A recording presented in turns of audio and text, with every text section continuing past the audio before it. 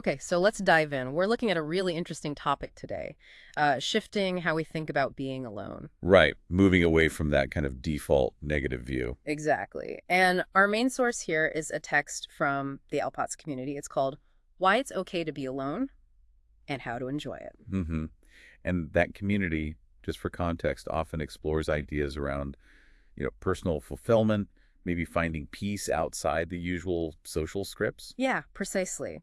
So our mission today is basically to unpack what this source says about turning the idea of being alone from like a bad thing into something potentially really positive, even powerful. And it kicks off by addressing something, well, pretty universal, doesn't it?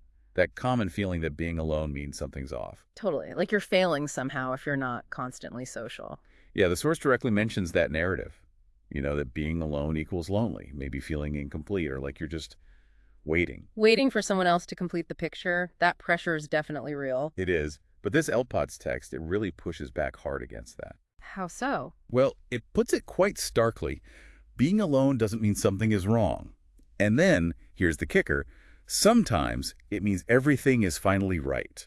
Wow, okay. That reframes it completely. Not isolation, but maybe alignment? Sort of, yeah. It frames alone time as potentially powerful, definitely peaceful, and maybe even transformative, if you lean into it, that is. Okay, so it's not just saying it's okay, it's explaining why. The source gives, what, 5 main reasons or benefits? That's right, 5 core points. The first one it highlights is about getting to know yourself on a deeper level. How does being alone help with that specifically? The idea is when all the external chatter dies down, other people's opinions, expectations, just the general noise, your own voice gets clearer. Ah, okay, so you can actually figure out what you genuinely like or value. Exactly, without that constant, subtle or not so subtle influence from others shaping your thoughts. That makes sense. And I imagine that connects to the second point it makes about people pleasing. It does, directly.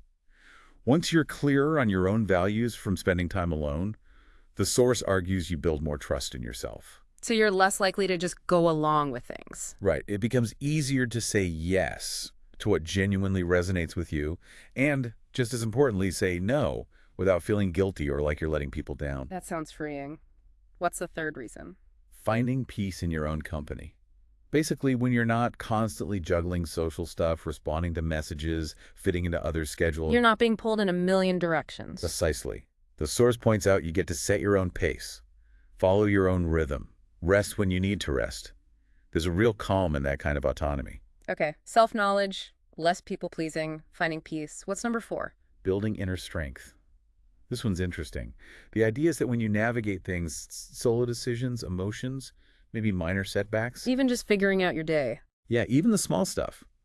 You consistently prove to yourself that you can handle things, that you're capable on your own. It's not about never needing anyone, but about discovering this internal resilience. That's empowering. Okay, and the 5th point? Creating joy on your own terms. This is maybe the most profound shift for some. How so? The source suggests you realize you don't actually need permission or big plans involving others or even other people right there with you to experience joy. So like the enjoyment comes from within. Yeah, or from simple things you choose. You find out that you can be the source of your own contentment, your own celebration, really. You can just enjoy a quiet moment or pursue something you love.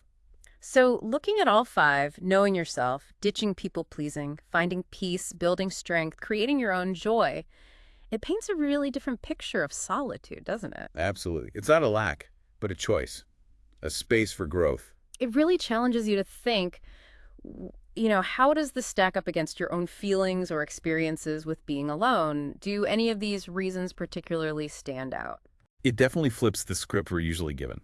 We've seen how this source argues for embracing alone time, moving from maybe fear or discomfort towards self-awareness, peace, strength, and even joy. So the final thought maybe is this. If being alone isn't automatically negative, like this LPOT source suggests, well, what does that tell us about how we measure connection or fulfillment? That's definitely something worth pondering, drawing on these insights we've discussed today.